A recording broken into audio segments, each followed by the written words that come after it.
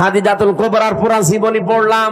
জীবনে এক ওয়াক্ত নামাজ পড়েননি, একটা রোজা রাখেননি, জীবনে একদিনের জন্য পর্দায় থাকেননি, জীবনে একটা হজও করেননি, একটা টাকা যাকাতও দেননি। কিন্তু তাকে আমার আল্লাহ নিজে সালাম পাঠিয়েছেন।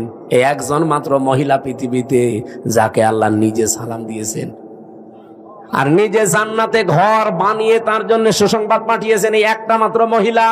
অথচ জীবনে কোনোদিন নামাজে এক ওয়াক্ত পড়েননি, একটা রোজা রাখেননি, জীবনে একদিনের জন্য পর্দায় ছিলেন না।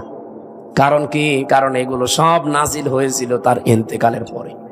কিছুদিন আগে আমির হামদা এক জায়গায় ওয়াজ করছে যে মা খাদিজা এক ওয়াক্ত নামাজ পড়েনি, মা খাদিজা একটা রোজাও করেনি, মা খাদিজা একদিনও পর্দার মধ্যে ছিল না, মা খাদিজা হজও করেনি, একটা টাকা যাকাতও দেয়নি, তারপরও আল্লাহ তাআলা তাকে সালাম দিয়েছে, বেহেশতের মধ্যে আল্লাহ একটা ঘর বানিয়ে দিছে। এইটা আমির হামদা বলার পরে ফেসবুকে সেই সমালোচনা। যারা জানে না তারা তো সমালোচনা করবেই। এখন কতগুলো ফেসবুক মুক্তি হচ্ছে, জোরে কোন কথা ঠিক কিনা? এখন এইটা দেখে কেড়ে খাদিজার শানে এরকম বেয়াদবিমূলক উচ্চারণ করলো। আসলে মা খাদিজা কখন মারা গেছে আপনারা তো জানা লাগবে। আল্লাহ রাসূল যে মেরাজ করেছেন, মেরাজ করার কিছুদিন আগে মা খাদিজা দুনিয়া থেকে বিদায় নিচ্ছে। তাহলে মা খাদিজা যখন বিদায় নিল তখন নবী নামাজই পায়নি, নামাজ পাইছে মেরাজের রজনীতে 5 ওয়াক্ত। তাহলে খাদিজা মারা গেল কখন? নামাজ পাওয়ার আগে না পরে?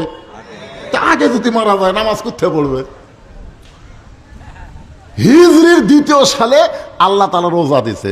নবী মক্কা থেকে মদিনায় হিজরত করার 2 বছর পরে আল্লাহ রোজা ফরজ করেছে। এখন আপনারা বলেন, খাদিজা যখন মারা গেল তার কত বছর পরে? 3 বছর আর 2 বছর, 5 বছর পরে আল্লাহ রোজা দিল। তাহলে খাদিজা রোজা কোথায় করবে? জাকাত আইছে একই, রোজার বছরই জাকাত, তাহলে খাদিজা জাকাত কোথায় দিবে? হজ আইছে একেবারে হিজরতের 9ম বছরে হজ ফরজ, তাহলে খাদিজা হজ কোথায় পাবে? আপনার বলেন, খাদিজার সময় পর্দার কোনো আইনই ছিল না, তাহলে খাদিজা পর্দা কেমনে করবে? এইগুলো না বুঝে বক্তারও বলা দরকার, বিশ্লেষণ করে ব্যাখ্যা করে। বক্তা হয়তো পরে ব্যাখ্যা করেছে, কিন্তু ওই ব্যাখ্যা পর্যন্ত যায়নি, ওটা আবার ইউটিউবেররা কাটিং করে ছেড়ে দিয়েছে। কি করে ছেড়ে দিয়েছে? কাটিং করে ছেড়ে দিয়েছে। আর জনগণ ওরে বাবা রে,